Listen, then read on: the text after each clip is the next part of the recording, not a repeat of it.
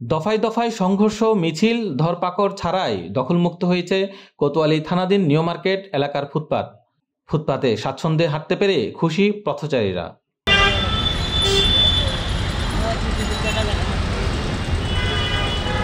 New market এলাকার ফুটপাত হকারমুক্ত দেখে অনেকে খুশি হয়েছেন। আগে দখলমুক্ত করতে নানান ধরনের ঝামেলা হয়েছে, এখন কোনো ঝামেলা ছাড়াই স্বাচ্ছন্দ্য চলাফেরা করা সম্ভব।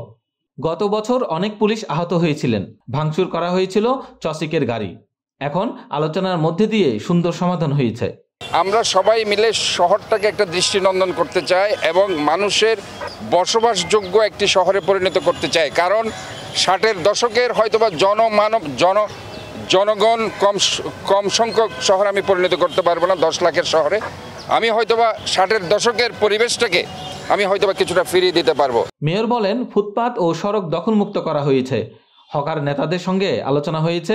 বিকেল থেকে রাত পর্যন্ত একটা নির্দিষ্ট সময়ে হকাররা শৃঙ্খলার মধ্যে পণ্য বিক্রি করতে পারবেন।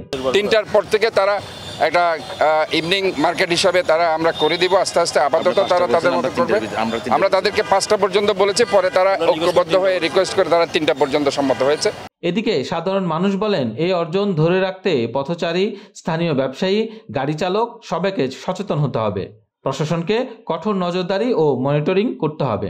তবে বিকেল 5টার পর নির্দিষ্ট লাইনে হকারদের শৃঙ্খলার মধ্যে বসতে দেওয়া যেতে পারে।